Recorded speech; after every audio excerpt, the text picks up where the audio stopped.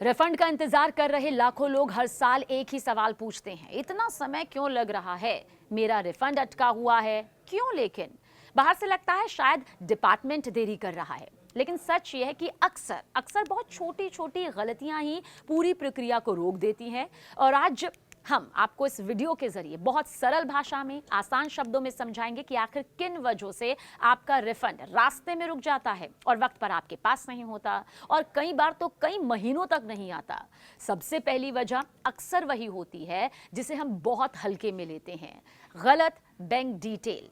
Income tax return में अगर आपका अकाउंट नंबर एक अंक भी अगर इसमें गलत दर्ज हो जाए, या फिर IFSC कोड में छोटी सी गलती रह जाए, तो रिफंड भेजने की प्रक्रिया देखिए फौरन रुक जाती है।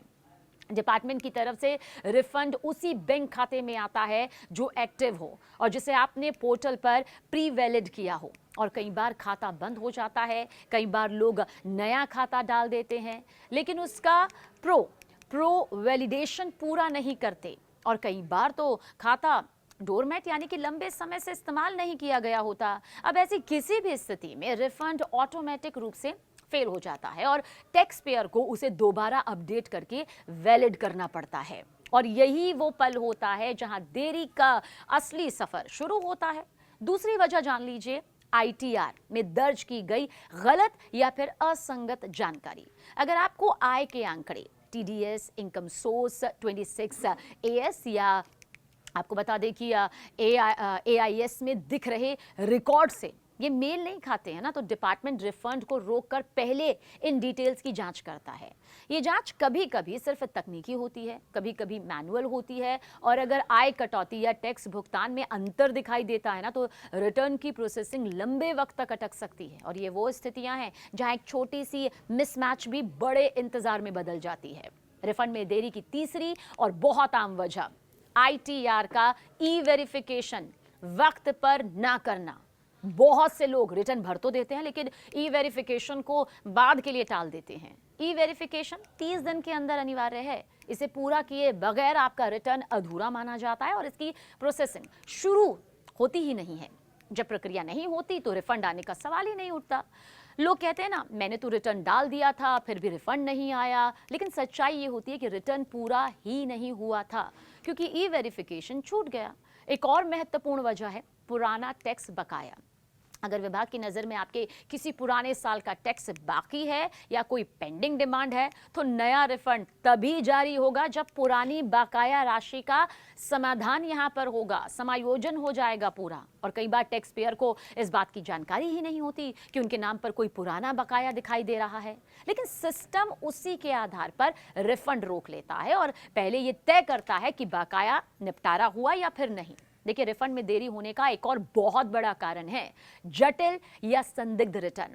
अगर आपने बहुत ज्यादा रिफंड क्लेम किया है या आपका रिटर्न सामान्य से थोड़ा अलग है, जैसे कि विदेशी आय और साथ ही भारी कैपिटल गेन, कई इनकम सोर्सेज और कोई ऐसा विवरण डिटेल जो औसत टैक्स पेयर से अलग हो, तो विभाग इसे अतिरिक्त जांच के लिए भेज देता है। मैनुअल जांच में देखिए वक्त लगता है और कभी कभी ये सुनिश्चित करने में भी वक्त लगता है कि आपका रिफंड क्लेम जो है वो जायज है भी या नहीं। 1 लाख रुपए से ज्यादा के रिफंड और ऐसे रिटर्न जिसमें असमानता दिखती है अक्सर लंबी जांच से गुजरते हैं, जिसके बाद ही रिफंड आगे बढ़ता है। कुछ लोग ये भी नहीं जानते कि कई बार रिफंड डिपार्टमेंट की ओर से भी तकनीकी वजह से देरी का सामना करना पड़ता है। रिटर्न की प्रक्रिया की अपनी एक रफ्तार होती है, गति होती है, और कभी कभी देखिए सिस्टम में लोड ज्यादा होता है। साधारण रिटर्न जैसे ITR 1 और ITR 4 जल्दी प्रोसेस हो जाते हैं, जबकि जटिल रिटर्न को स्वाभाविक तौर से ज्यादा समय लगता है। अगर सब कुछ ठीक है, डेटा सही है, बैंक अकाउंट सही है, E-वेरिफिकेशन भी पूरा है, फिर भी रिफंड देरी से आ रहा है, तो इसका मतलब अक्सर यही होता है कि आपका रिटर्न अभी विभाग की प्रोसेसिंग की कतार में है। अब सवाल ये उठता है कि टैक्स पेयर को ऐसे में क्या करना चाहिए। तो सबसे पहला कदम E-फाइलिंग पोर्टल पर लॉगिन करके अपने ITR का स्टेटस देखना चाहिए। व्यू फील्ड रिटर्न्स में जाकर ये पता चलता है कि आपका रिटर्न प्रक्रिया में है या बस उस पर कोई नोटिस, पेंडिंग एक्शन या मिसमैच दिख रहा है। अगर कोई गलती है तो उसे फौरन ठीक करना जरूरी है। कई बार सिर्फ बैंक अकाउंट को दोबारा प्री वैलिड प्री वैलिडेट करना या फिर एक छोटा सा मिसमैच ठीक करना ही रिफंड को आगे बढ़ा देता है।